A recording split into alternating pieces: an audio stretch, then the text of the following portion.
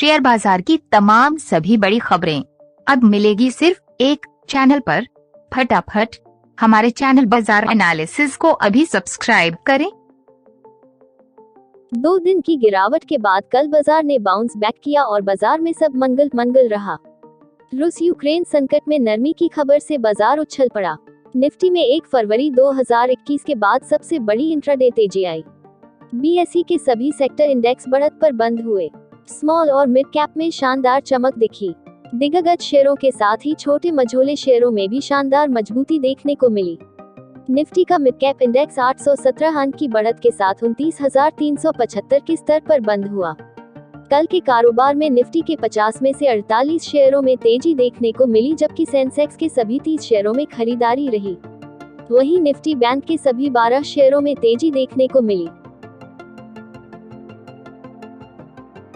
Bajaj finance ने 15 फरवरी को HDFC को पछाड़ते हुए सबसे बड़े एनबीएफसी होने का ताज अपने नाम कर लिया है और मार्केट कैपिटल के लिहाज से एचडीएफसी को पीछे छोड़ते हुए देश की सबसे बड़ी एनबीएफसी हो गई है।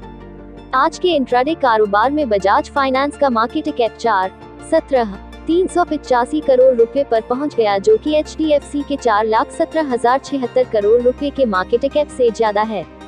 गौरतलब है कि एचडीएफसी का स्टॉक पिछले कुछ समय से दबाव में चल रहा है और यह अपने 52 वीक लो के करीब नजर आ रहा है।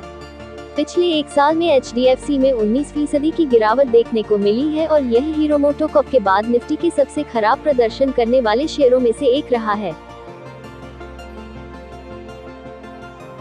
14 फरवरी को भारतीय स्टॉक मार्केट में खेली गई खून की होली में किसी ने उतने पैसे नहीं गंवाए होंगे जितने अदानी ग्रुप के चेयरमैन गौतम अदानी ने गंवाए हैं। कल के कारोबार में अदानी ग्रुप के तमाम शेयरों में भारी पिटाई देखने को मिली है। गौतम अदानी ने कल की गिरावट में $3.8 बिलियन गंवाए हैं।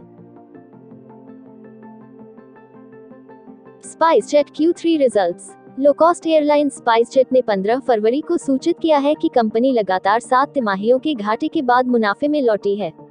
31 दिसंबर 2021 को समाप्त तिमाही में स्पाइसजेट को 42.45 करोड़ रुपए का मुनाफा हुआ है, जबकि पिछले साल की दिसंबर तिमाही में 66.78 करोड़ रुपए का घाटा हुआ था। दिसंबर तिमाही में कंपनी की आय सालाना आधार पर 34.78% की बढ़त के साथ 2,204.68 करोड़ रुपए पर रही है, जो कि पिछले साल की इसी तिमाही में 1,635.79 करोड़ रुपए पर रही थी। मारुति सुजुकी इंडिया के एग्जीक्यूटिव डायरेक्टर मार्केट और सेल्स शशांक श्रीवास्तव ने 15 फरवरी को 18 से बात करते हुए कहा कि कंपनी का प्रोडक्शन बढ़ती लागत दबाव के बावजूद एक बार फिर कुल क्षमता के 95% तक पहुंच गया है। दिग्गज इन्वेस्टर राकेश झुनझुनवाला ने टाटा समूह के 2 शेयरों से सिर्फ 10 मिनट में 186 करोड़ रुपए कमा लिए। दरअसल इससे टाटा समूह की 2 कंपनियों टाइटन और टाटा मोटर्स के शेयर चढ़ गए। अंग्रेजी बिजनेस न्यूज वेबसाइट मिंट ने यह खबर दी है। सबसे बड़ा आईपीओ लेकर आ रही एलआईसी के लिए एक और दिक्कत आ गई है।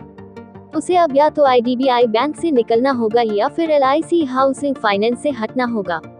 उसे रिजर्व बैंक के नियमों के तहत ऐसा करना होगा। अभी कोई दबाव नहीं। हालांकि अभी एलआईसी पर ऐसा कोई दबाव नहीं है, क्योंकि सरकार आईडीबीआई बैंक की हिस्सेदारी बेचने के लिए रणनीतिक निवेशकों की तलाश में है। मार्च 2019 में रिजर्व बैंक ने एलआईसी को आईडीबीआई में हिस्सा खरीदने के लिए मंजूरी दी थी। इसमें कहा गया था कि मंजूरी के बाद 5 सालों के भीतर इन दोनों में से एक कंपनी में से उसे निकलना होगा। वेदांत फैशंस आईपीओ। वेदांत फैशन के शेयर कल यानी बुधवार 16 फरवरी को शेयर बाजारों में लिस्ट होंगे। हालांकि बाजार के जानकारों को इसकी लिस्टिंग कमजोर रहने की उम्मीद है। उनका कहना है कि उसके इनिशियल पब्लिक ऑफर आईपीओ को निवेशकों से मिली कमजोर प्रतिक्रिया और बाजार के मौजूदा कमजोर सेंटीमेंट का असर उसके लिस्टिंग पर देखने को मिलेगा। वेदांत फैशंस पुरुषों के लिए इंडियन वेंडिंग और एथनिक वियर बनाने वाली देश की सबसे बड़ी कंपनी है। वेदांत फैशंस का आईपीओ पूरी तरह ऑफर फॉर सेल ओएफएस था। इसका मतलब है कि इस आईपीओ से कंपनी को भी रकम नहीं मिलेगी, बल्कि यह सारा पैसा प्रमोटरों और शेयर होल्डरों के पास जाएगा। इसके अलावा कंपनी के वैल्यूएशन को भी कई एक्सपर्ट अधिक बता रहे हैं, जिनका असर लिस्टिंग प्राइस पर कल देखने को मिल सकता है। Best BFSI stocks to buy. वित्त वर्ष 2022 की बात करें तो अब तक NSE फाइनेंस और बैंक निफ्टी में निफ्टी के मुकाबले रिटर्न कमजोर रहा है, लेकिन इस दौरान कुछ बैंकिंग और फाइनेंशियल शेयरों ने बेहतर प्रदर्शन किया। वहीं पिछले 2 से 3 महीनों की बात करें तो बैंक निफ्टी ने आउट परफॉर्म किया है। इकोनॉमिक एक्टिविटी में तेजी, फेवरेबल अर्निंग आउटलुक, बेहतर मैक्रो कंडीशन, एसेट क्वालिटी में सुधार, SMAs रिस्ट्रक्चर्ड लोन में कमी और लोन ग्रोथ मजबूत रहने के चलते बैंकिंग और फाइनेंशियल शेयरों की अच्छी डिमांड रही है।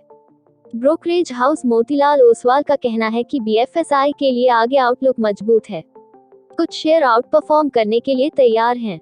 इनमें बैंक, NBFC, लाइफ इंश्योरेंस और नॉन लैंडिंग फाइनेंशियल कंपनियां शामिल हैं। Tata group stock. टाटा समूह की कंपनी वोल्टास लिमिटेड के अक्टूबर-दिसंबर 2021 तिमाही के नतीजे कमजोर रहे हैं।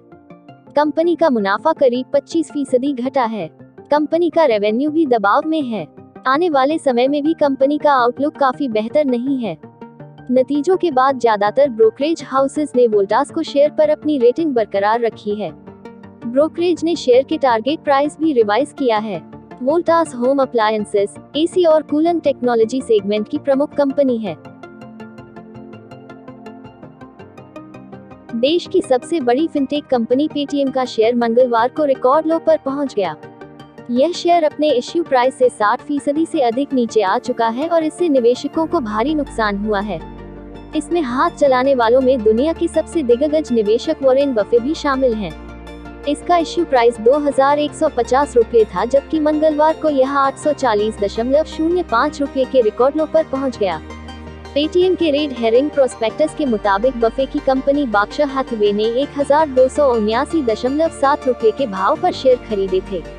इस तरह बफे को करीब 35% नुकसान हो चुका है। सितंबर 2018 में बर्कशायर ने पेटीएम में 2179 करोड़ रुपए का निवेश किया था और इसके लिए उन्हें 2.6% हिस्सेदारी मिली थी। यह निवेश $10 अरब के मूल्यांकन पर किया गया था। कंपनी के ताज़ा शेयरहोल्डिंग डेटा के मुताबिक 31 दिसंबर 2021 तक बफे की निवेश कंपनी की पेटीएम में बफेट्स 2.41% हिस्सेदारी थी। मनप्पुरम फाइनेंस के शेयर मंगलवार को 14% तक लुढ़क गए। चालू वित्त वर्ष की अक्टूबर-दिसंबर तिमाही के दौरान एकीकृत शुद्ध लाभ में 46% की गिरावट से कंपनी के शेयर में गिरावट आई है। BSE पर मनप्पुरम फाइनेंस के शेयर 14.68% लुढ़क कर 122 रुपये प्रति शेयर के भाव पर 52 सप्ताह के सबसे निचले स्तर पर पहुंच गए। वहीं NSE पर कंपनी के शेयर 13.4% की गिरावट लेकर 123.75 रुपये प्रति शेयर पर कारोबार कर रहे हैं। मल्टीबैगर साबित हुआ है दीपक नाइट्राइट का शेयर। दीपक नाइट्राइट का शेयर एक सच्चा मल्टीबैगर साबित हुआ है। जानकारों का कहना है कि यह शेयर अभी भी मुनाफा करा सकता है। दीपक नाइट्राइट का शेयर एक महीने में 2660 रुपये के स्तर से गिरकर करीब 2042 रुपये के स्तर पर आ गया है। ऐसे में इसमें निवेश का अवसर भी बन रहा है। हालांकि यह शेयर 6 महीने में भी 4% गिर चुका है। वहीं यह शेयर 1 जनवरी 2022 से अब तक 2530 रुपये से घटकर 2042 रुपये के स्तर पर आ चुका है। हालांकि यह शेयर के रेट के उतार चढ़ाव की पूरी कहानी नहीं है।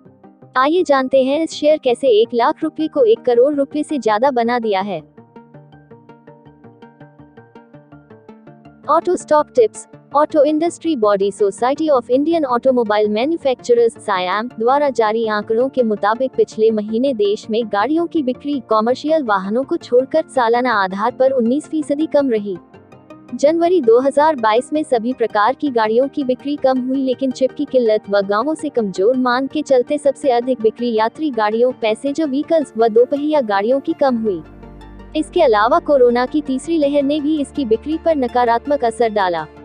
बाजार के जानकारों के मुताबिक अगले 1 से 2 महीने इसकी मांग सुस्त रहने के आसार हैं, लेकिन अगले वित्त वर्ष 2023 में इसकी ग्रोथ बेहतर हो सकती है। तो ऐसे में मार्केट एक्सपर्ट्स ने मारुति सुजुकी, बजाज ऑटो व TVS मोटर पर दांव लगाया है।